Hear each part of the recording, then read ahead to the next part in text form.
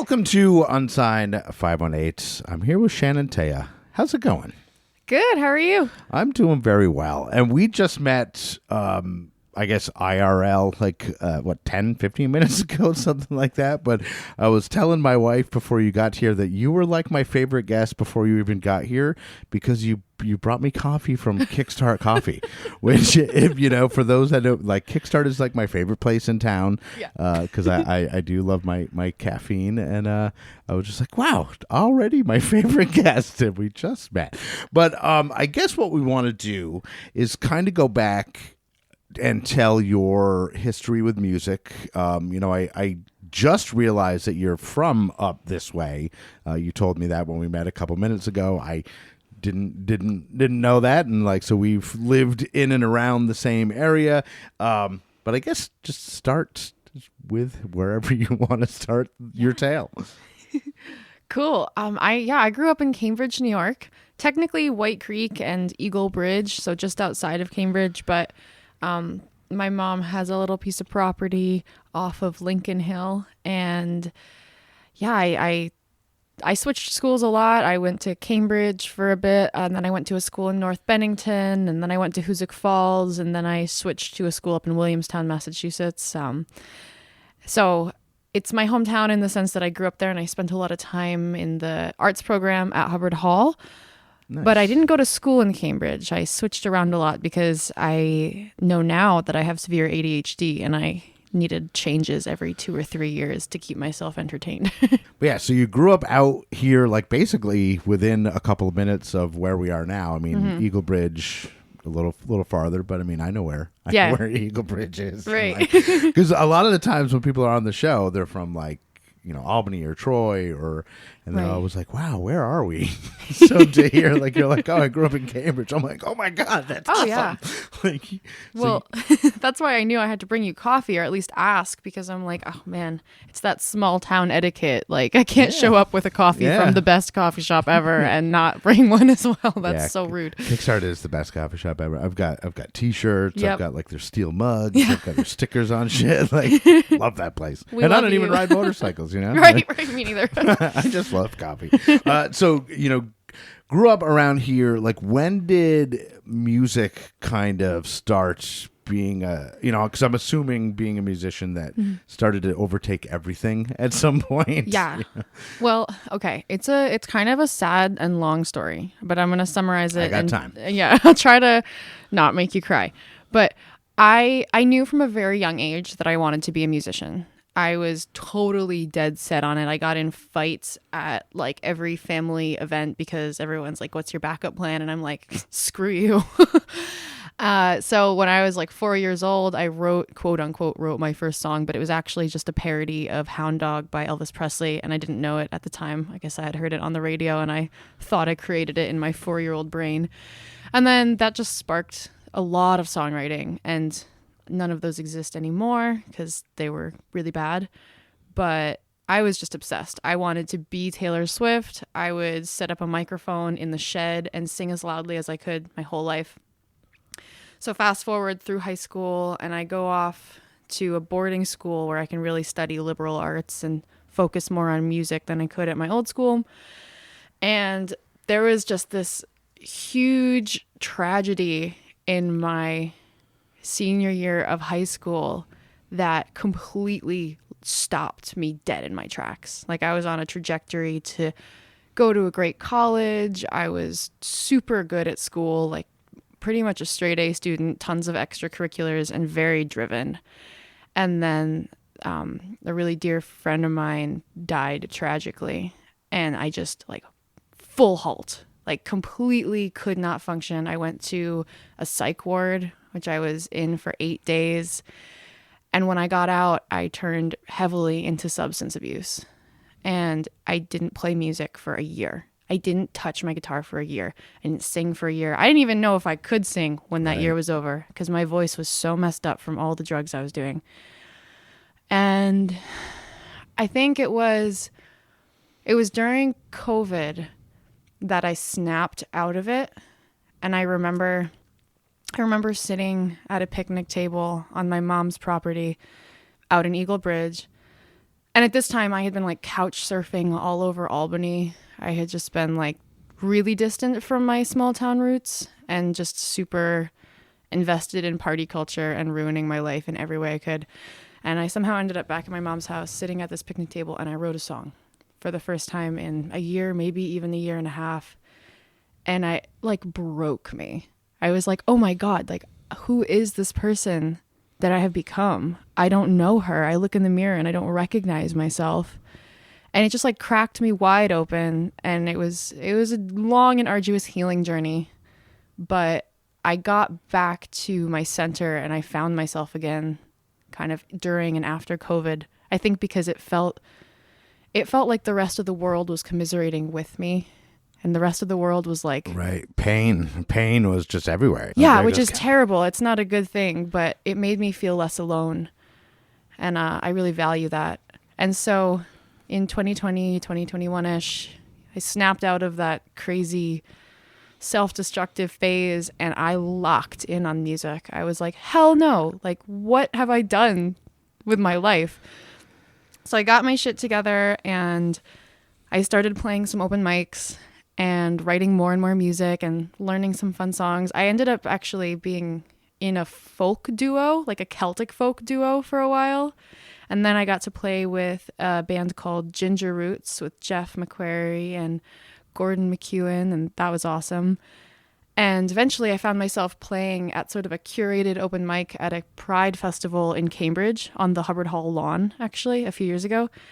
And that's when my band started. Because I was approached by a gentleman named Neil Goes, and he was like, I love your original music, which is crazy because it's all about like, at the time, it was all about like really sad shit, like nearly dying, substance abuse. But you know, like that shit, that's how you, I mean, if that's how you heal, you know, like you can't heal through letting out the happy emotions, you know what I mean? Like you have to get the sad shit out. And that's, so, I mean, I love, not like I love sad music, but like, I get what you're saying. Yeah. Like that's the I guess not ugly isn't the right word, but like the negative stuff has to come out. It has to, and it did. You got it out, you know? Yeah. Like, and it's great and it's beautiful, and you know?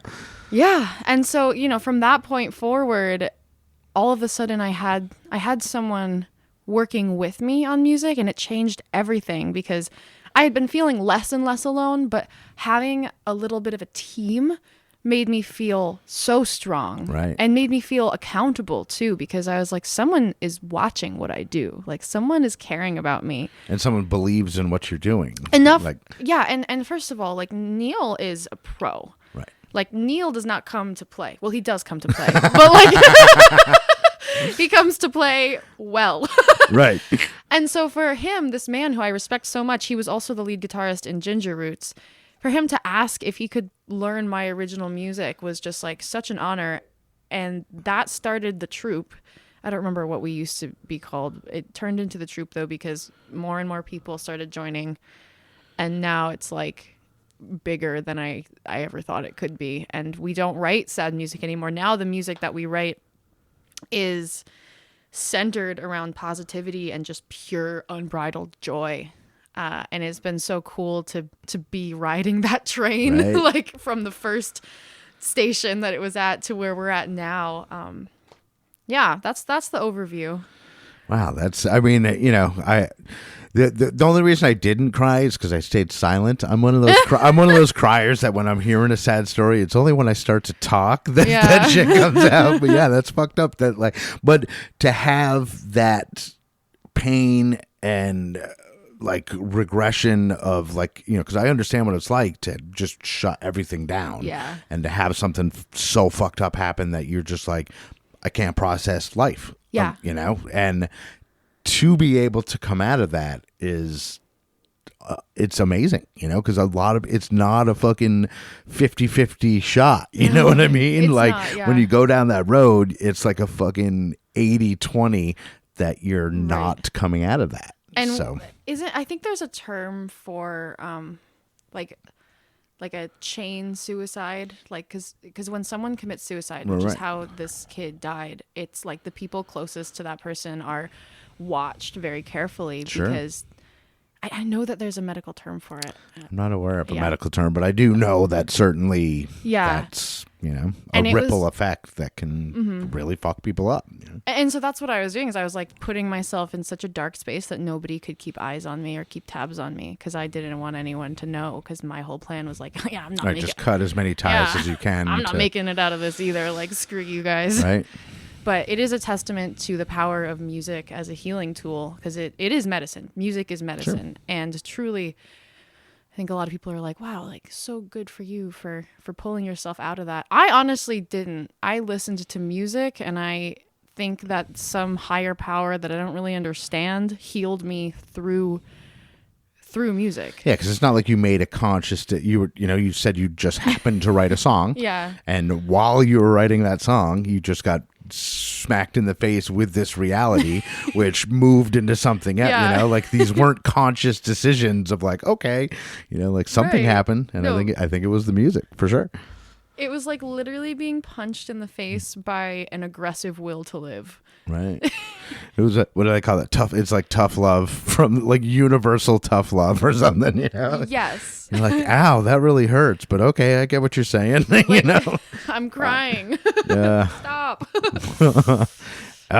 So the troop starts happening, and like this is within the last couple of years. Like in COVID, and to have that quick of a turnaround where now you're making joyful music, like I've heard the stuff, I've seen the stuff on socials. I think it's great. And we were saying we are going to have the whole troupe here, in the Dazzle Den at some point. And I think now that you've seen the space and you're like, we could fit in here. Totally. I think we could do a live performance in here for sure. And you're also going to do a live performance, but that's later we'll have you do a solo acoustic song.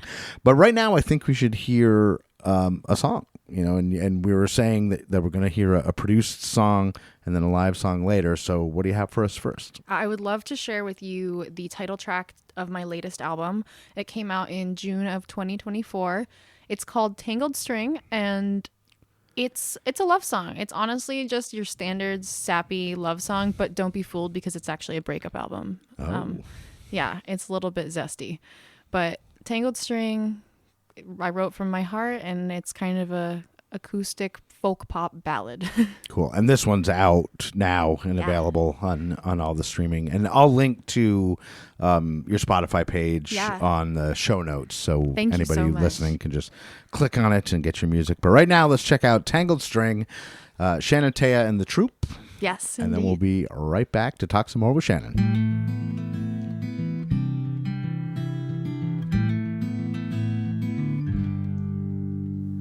I was made to love you. I was made for you. I was walking one by one, and now it's two by two. I was made to love, and I choose you. I was made for breaking hearts, but I won't hurt. I don't know what it means. I don't know what it means to be a person tied to a person with a long entangled string. I just know my body loves to love you.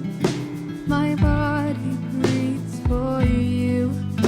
My body needs to know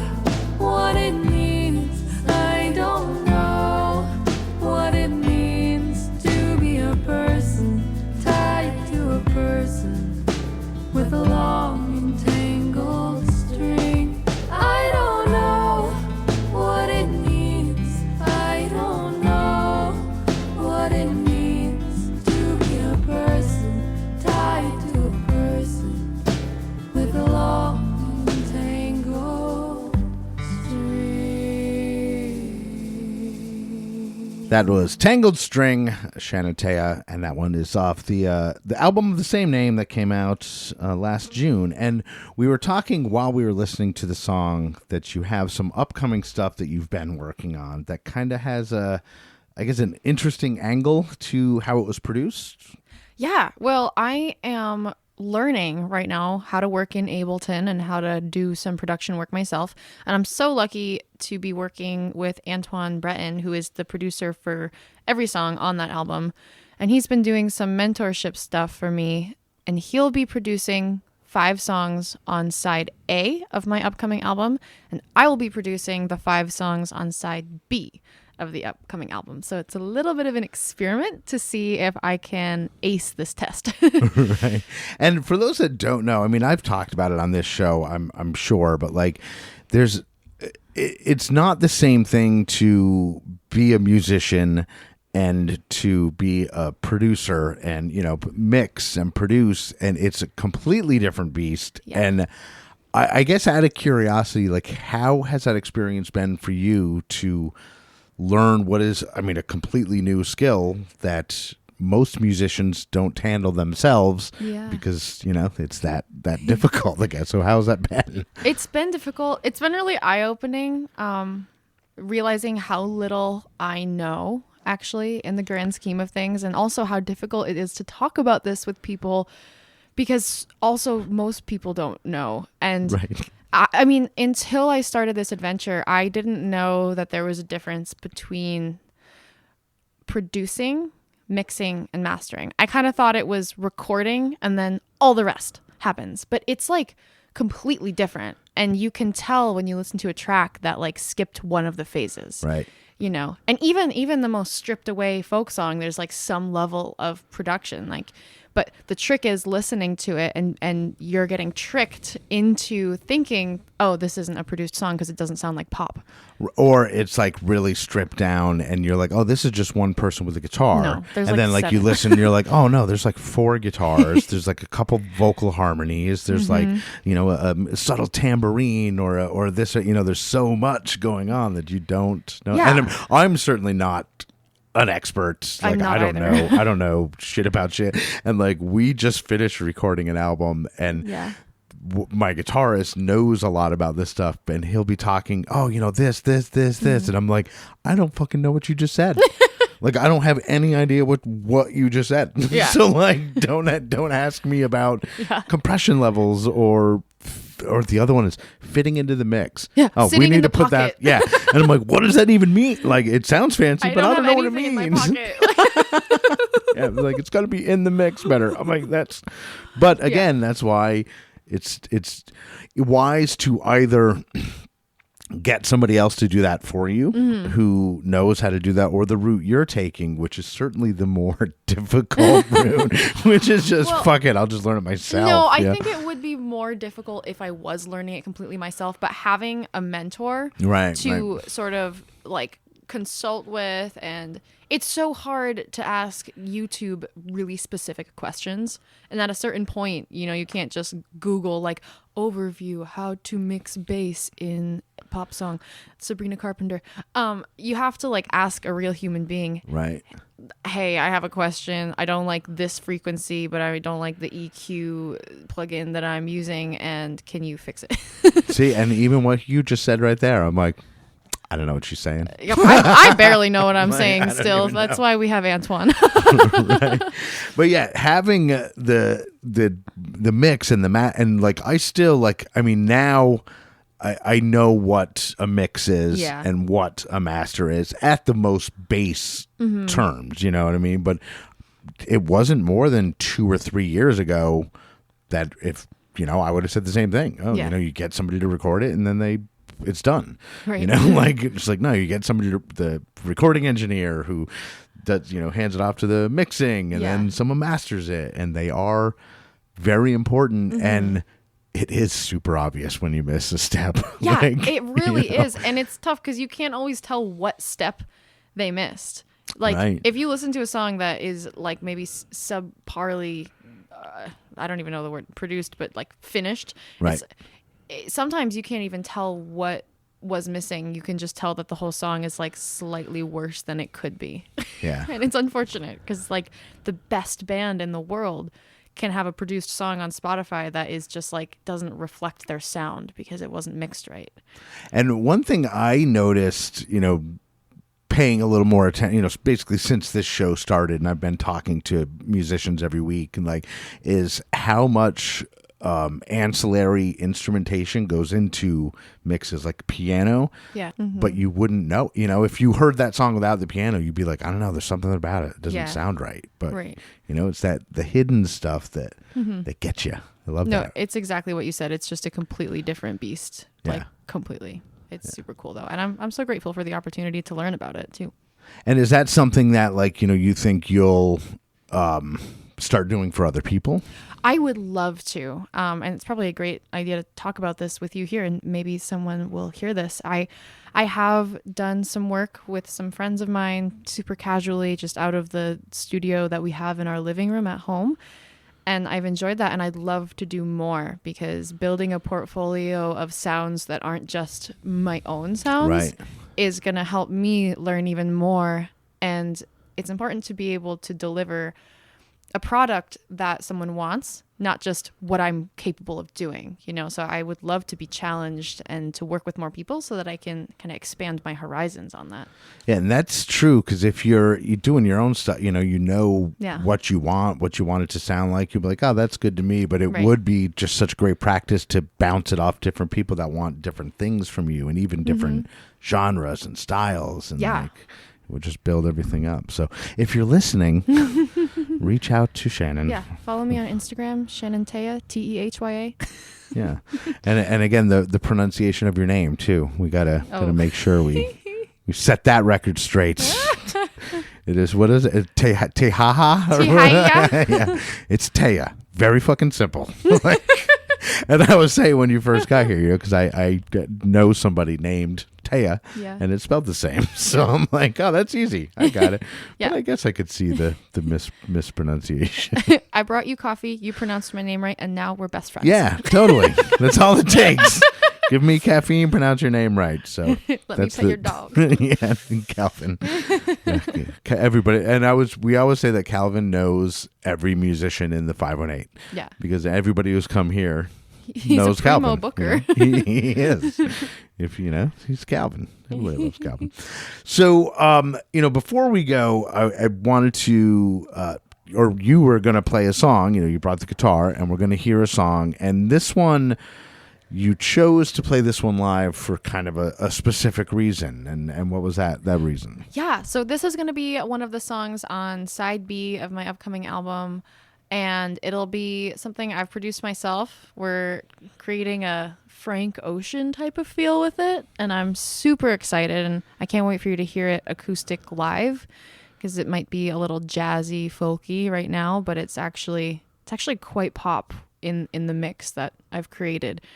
So this is called A Silly Thing, and it's a bit of a satirical love song. I don't know how to describe it. It's about Lord of the Rings and watching it with someone who you love, because I'm a nerd. Well, I mean, like I said, me and my wife watch Lord of the Rings extended editions several times a year. Yeah, so it's not like us too.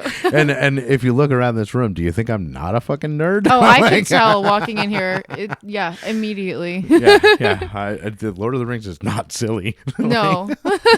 But anyway, let's listen to A Silly Thing live here in the Dazzle Den, Shannon Tehya, and then we will be right back to wrap it up. Emily, oh Emily, I hope you find who you wanna be. I'm still here. Maybe one day you'll come back to me.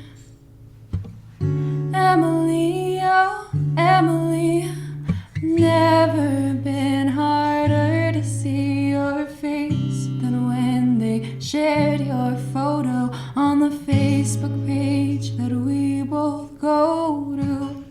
Ooh, Emily, we'd get stoned and watch Lord of the Rings. Remembered when I saw that photo. I'm your Sam and you're my Frodo. Time is a silly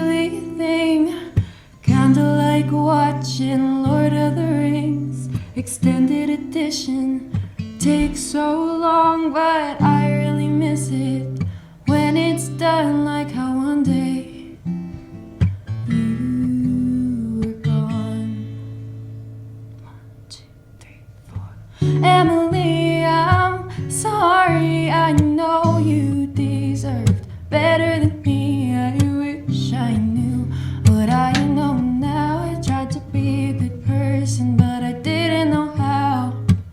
Emily, whoa, letting go is harder than I thought it would be. The last 3 years went by so fast, but I don't miss you any less. Ooh, I love you, Emily, and God, I love the way you sing and how you play ukulele. Have you played any lately, or does it remind you of me? Love is a silly thing, kinda like watching Lord of the Rings. Makes you happy, makes you sad. Best cinematic experience I've ever had. Now the memory of Emily is all I have. All right, that was A Silly Thing, Shannon Tehya, live here in the Dazzle Den. And Shannon, I want to thank you so much for taking time out of your day to come up here and do this. It's really been fun. And before we go, I just want to give you a chance to say what I refer to as your gratitudes. So the microphone is all yours. Well, awesome. I definitely want to start by saying thank you to you, Andy, for having me here in the Dazzle Den. It's as cool as it sounds. And I've had a very fun time. Oh, thanks. And obviously, I have to thank my amazing band. I would be not anywhere without them, really. Like, this is my team. This is my family. These are my best friends. So real quick, let me just rattle off the names that you guys should remember. Absolutely. Neil Goes, Soen Keener, Hunter Frost, Dane Jennings, Rachel Costello, honorary band member Hayden Frost, and myself, Shannon Tehya. Together, we are Shannon Tehya and the Troop. And yeah, we're excited to bring you some new music as a band moving forward, too. Oh, yeah. I think that's it. Oh, my dogs, too. They're very supportive. And Hunter Frost is also my partner and my best friend in the world. So let me give him like an extra big thank you. All right. So she is Shannon Tehya. I am Andy Scullin. This is Unsigned518. And I'll see you on the road. Unsigned518 is produced and hosted by me, Andy Scullin. New episodes are available every week wherever you stream podcasts. If you would like to help support the show, please like and subscribe wherever you are listening. Or you could buy me a coffee at buymeacoffee.com/unsigned518. If you would like to advertise on the show, send me an email at unsigned518@gmail.com. And to be a guest on the show, reach out to me through Instagram at unsigned518. Take care of one another, and I'll see you next week.